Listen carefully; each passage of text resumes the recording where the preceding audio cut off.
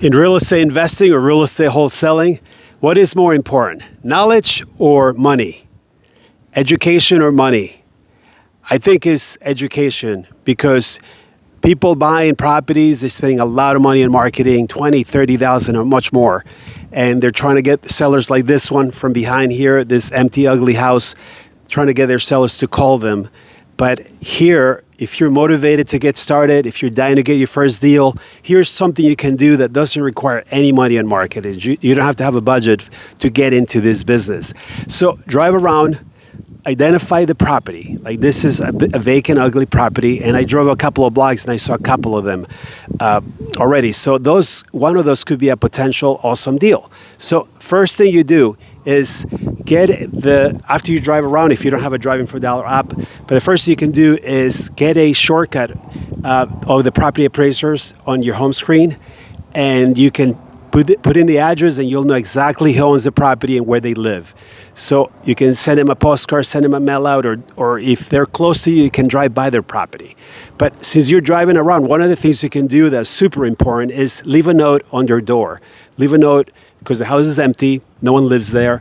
Leave a note that says basically their name and your name, and here are the key words.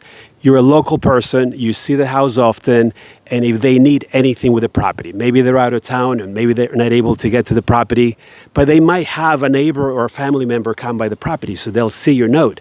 That's what needs to be very friendly. So one of the things you're going to say in the note is, I'm looking to buy or rent a property in the area, right? So sometimes they don't want to sell the property, so you don't have to be aggressive and say, I want to give you a cash offer, or do you want to sell it? You can say, do you want to rent or sell, right? That's an option. So they might call you back just to tell you they don't want to do any of them, or that they might want to rent it in the near future. So at least you know, right? This is your neighborhood. So you'll get to them quick. You'll know what's going on with those properties.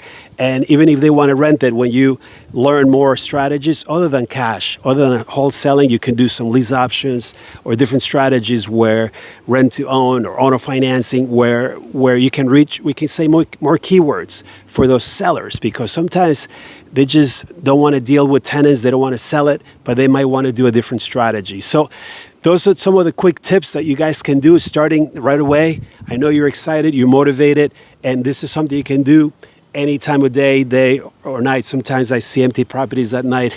So share the video, like the video. If you have more questions on this or any other things you have going on, maybe you're talking to a seller or any leads. Sometimes we buy leads from sellers, from wholesalers. We partner up with wholesalers or new investors, or we have some education, some training. If you guys want to join our free community, Wholesaling Houses Now in School, it's free now. You can find the link here in the below on the bio, and you can reach us there, or you can join our community. It's fun, it's friendly, and we learn a lot, and we talk about deals and how you can improve your life and how you can get to the next level right away. So share the video, like the video, and hope to see you in the inside of our free community.